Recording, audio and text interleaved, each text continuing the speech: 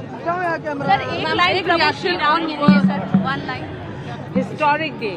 आज हम सभी जय श्री राम पधार रहे हैं। जनवरी 22 राम दिवाली होगी पूरे भारतवर्ष के लिए आगे। आप लोग हटिए, प्लीज हटिए, प्लीज हटिए।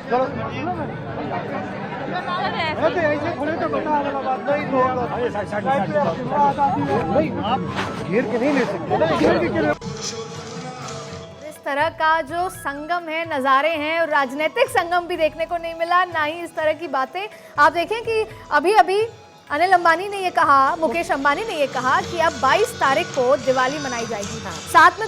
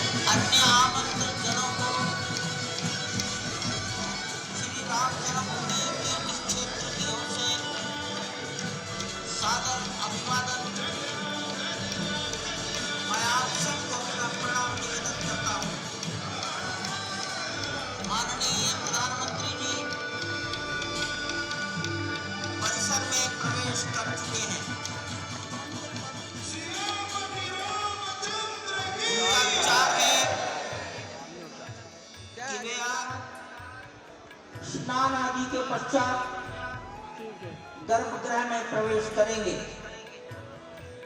इसलिए वे परिसर के अंदर ही स्नान आदि के निमित्त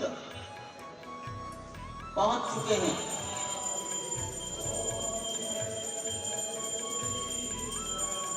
हम सब जानते हैं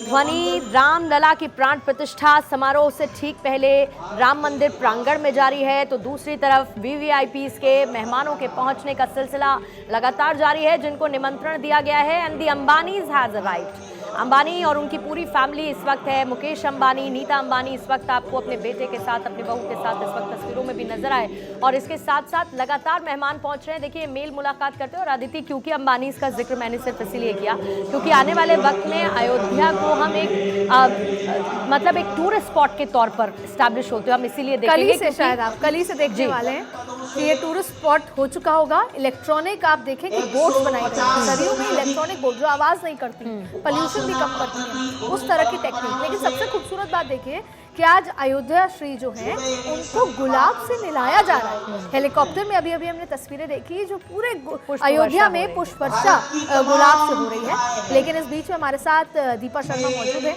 उनसे पूछेंगे कि फिलहाल आप क्या महसूस कर रहे हैं।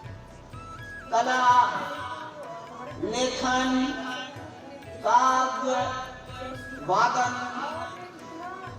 मतलब मन इतना गदगद है कि शायद शब्दों में तो बयान ही नहीं कर सकते, शब्दों में तो बता ही नहीं सकते, क्योंकि कुछ कहने से पहले आंखों में आंसू आते हैं और भाव आते हैं कि इतना हर व्यक्ति जो इस आस में बैठा था, शायद हमारी पुरानी पीढ़ियां, हमारे बुजुर्ग चले गए इसी इंतजार में, वो ये सोचते ही रह गए कि कभी राम मंदिर बनेगा।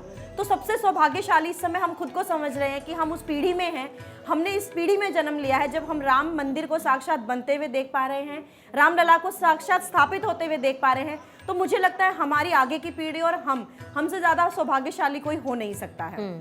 दूसरी चीज़ ये कि भाव की बात है। आप देखिए कि बड़े से बड़े सेलिब्रिटी, जैसे कि अभी आपने कहा कि निमंत्रण दिया गया था, मुझे लगता है कि राम सबके हैं, मेरे आपके और सबके हैं। तो निमंत्रण जैसी तो कोई बात ही नहीं होनी चाहिए, हर किसी को पहुंचना चाहिए। अगर हमें मतलब निमंत्रण वैसे तो घर घर गया है, पूरे देश में गया है पीले चावल सहित, लेकिन अगर उसके बावजूद भी किसी को नहीं मिला है तो उसे भी पहुंचना चाहिए, क्योंकि राम मेरे हैं और सबके हैं, तो सबको पहुंचना चाहिए। और यहाँ मुझे नहीं लगता कि कोई भी वीआईपी वीवीआईपी है, उसके दरबार में सब एक सब जैसे भक्त हैं, राम सब की भक्त शरण हैं, में सब बिल्कुल। पहुंचे हैं और लगातार वो तस्वीरें हम दिखा रहे हैं। और इसके साथ ही ऋतु जी आप अपनी बात पूरी कीजिएगा, क्योंकि मैंने उन 84 सेकंड्स का जिक्र किया था। मैं चाहती हूँ कि वो बात आप जय श्री राम पधार रहे हैं। जनवरी 22 राम दिवाली होगी पूरे भारतवर्ष के लिए।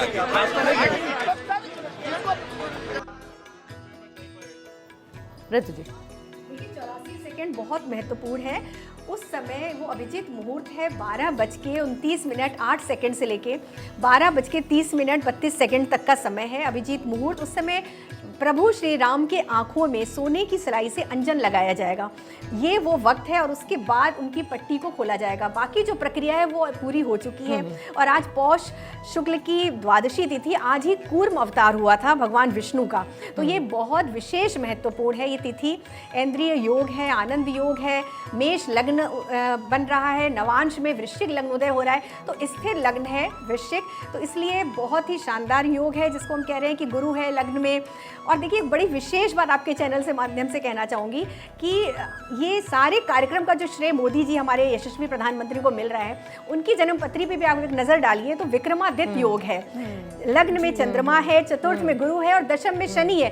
और यही योग राजा विक्रमादित्य की कुंडली में था, जिन्होंने राम मंदिर का सर्वप्रथम निर्माण कराया था। तो देखिए कितना एक कोइंसिडेंट जिसको हम कह सकते हैं कि राम मंदिर के निर्माण के लिए प्रभु, देखिए जिसको प्रभु चुनते हैं उसको ही मौका मिलता है। तो यहाँ इतने विरोध हो रहे हैं, लेकिन बिना ईश्वर की इच्छा के तो पत्ता भी नहीं हिलता ना। तो मोदी जी को ये सौभाग्य मिला।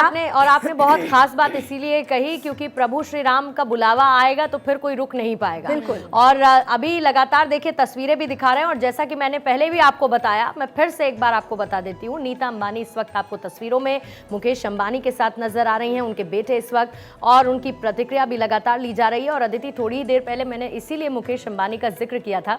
और अयोध्या को एज ए टूरिस्ट हब, एक आध्यात्म सेंटर के तौर पर जिस तरीके से जाहिर है, एक बड़े इन्वेस्टर के तौर पर आने वाले वक्त में मुकेश अंबानी भी नजर आएंगे। आपसे थोड़ी देर पहले जब अमिताभ बच्चन नजर आए तो बीच में उनके एक प्लॉट लेने की बड़ी अयोध्या में चर्चा हुई थी।